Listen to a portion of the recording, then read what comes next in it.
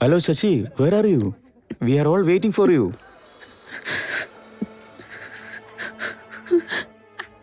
What happened, Shashi? Ashok, I can't come to office today.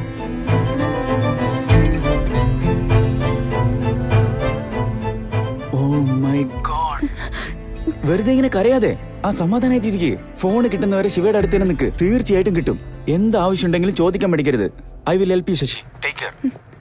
Hello എടാ, phone കിട്ടിയോടാ? ഇല്ലടാ, ഒരുപാട് ട്രൈ ചെയ്യുന്നുണ്ട്. പക്ഷെ നോ യൂസ്. നീ ഫോൺ കട്ട് ചെയ്തപ്പോൾ തൊട്ട് ഞാനിവിടെ ടെൻഷൻ അടിച്ച് നിൽക്കുക. ഫോൺ കിട്ടിയോ ഇല്ലയോ എന്താണെന്നറിയാതെ. ഞാൻ തന്നെ ഇത്രയും ടെൻഷനിൽ നിൽക്കുമ്പോൾ നിന്റെ അവസ്ഥ എന്താണെന്ന് എനിക്ക് ശരിക്കും മനസ്സിലാവുന്നുണ്ട്. എപ്പോഴും ശശിയുടെ കാര്യത്തിൽ ഒരു ശ്രദ്ധ വേണം. ഭയത്തിൽ കടുങ്ങ എന്തെങ്കിലും. ആ ശരിടാ.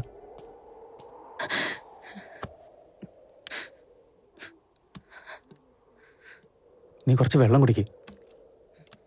എല്ലാ വിധത്തിലും നമ്മൾ അന്വേഷിക്കുന്നുണ്ട്. ഐ എം ഷുവർ നമ്മുടെ ഫോൺ എന്തായാലും കിട്ടും.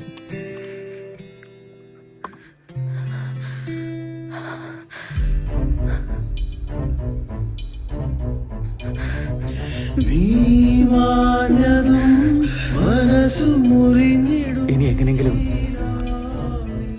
ആ വീഡിയോ പുറത്തു പോയാൽ തന്നെ ഒരിക്കലും ഞാൻ നിന്നെ കൈവിടില്ല ശശി. നീ ധൈര്യമായിട്ടിരിക്കും.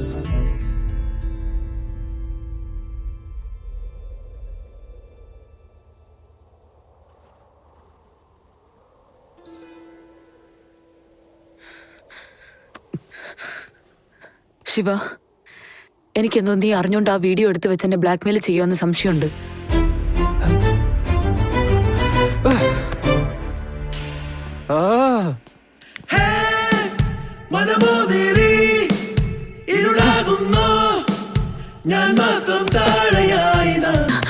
Are you mad? നിന്റെ തലയുടെ പിരി ഇളകിപ്പോയോ? നീ എന്താ പറയുന്നത്? നിനക്ക് വല്ല ബോധമുണ്ടോ?